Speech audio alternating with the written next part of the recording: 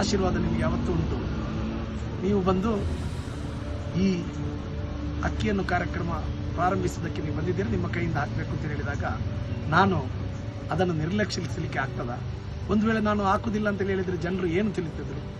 ನಾನು ಜಾತಿವಾದಿ ಅಲ್ಲ, ಜಾತ್ಯತೀತ ನೆಲೆಯಲ್ಲಿ ಈ ಲೋಕವನ್ನು ಸ್ಪರ್ಶಿಸುವಂತಹ ಸಂದರ್ಭದಲ್ಲಿ ನನ್ನ ತಾಯಿಯ ಹೊಟ್ಟೆಯಲ್ಲಿ ಬರ್ತೇನೆ. ಈ ಭೂಲೋಕಕ್ಕೆ ಬಂದಂತಹ ಸಂದರ್ಭದಲ್ಲಿ ನನಗೆ ಜಾತಿ ಮತ್ತು ವ್ಯವಸ್ಥೆಯ ಪರಿವೇ ಇರುವುದಿಲ್ಲ. ಎಲ್ಲ ಮಕ್ಕಳ ಧರ್ಮ. ನಾನು ಒಂದು ಧರ್ಮಕ್ಕೆ ಸೇರಿದ್ದೇನೆ ಖಂಡಿತ, ಅದು ಮುಸ್ಲಿಂ ಧರ್ಮ. ನಾನು ನಂಬಿ ಆಚರಣೆ ಮಾಡುವಂತಹ ಧರ್ಮ. ಆದರೆ ನನ್ನ ಧರ್ಮ ಏನು ಹೇಳ್ತದೆ ಅಂತ ಹೇಳಿದರೆ, ನೀನು ನಿನ್ನ ಧರ್ಮದಲ್ಲಿದ್ದುಕೊಂಡು ಇತರ ಧರ್ಮವನ್ನು ಗೌರವಿಸಬೇಕು ಅಂತ ಹೇಳುವಂತಹ ಮಾತನ್ನು ಹೇಳ್ತದೆ. ಅದೇ ನನಗೆ ನನ್ನ ತಂದೆ ತಾಯಿಗಳು ಹೇಳಿಕೊಟ್ಟಂತಹ ಪಾಠ. ನಾನು ಈ ಭೂಮಿಯಲ್ಲಿ ಶಾಶ್ವತವಾಗಿ ಬದುಕುಳಿಯುವುದಿಲ್ಲ, ಹುಟ್ಟು ಆಕಸ್ಮಿಕ, ಸಾವು ಖಚಿತ. ಇಂತಹ ಸಂದರ್ಭದಲ್ಲಿ ದೇವಸ್ಥಾನ ಇರ್ಬೋದು, ಚರ್ಚ್ ಇರ್ಬೋದು, ಅಥವಾ ಮಸೀದಿಗಳಿರ್ಬೋದು, ಪ್ರತಿಯೊಂದು ಕಾರ್ಯಕ್ರಮಗಳಿಗೆ ಭಾಗವಹಿಸುವಂತಹದ್ದು ನನ್ನ ಧರ್ಮವಾಗಿದೆ.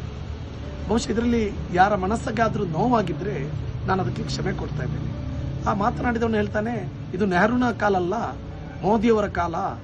ಮೋದಿ ಇರುವಂತಹ ಸಂದರ್ಭದಲ್ಲಿ ಯಾರು ಹೋಗಬಾರ್ದು ಅಂತ ಹೇಳ್ತಾರೆ. ನಾನು ಮೋದಿಯವರು ಪ್ರಧಾನಮಂತ್ರಿಗಳು ಗೌರವವನ್ನು ಕೊಡ್ತಾ ಇದ್ದೇನೆ.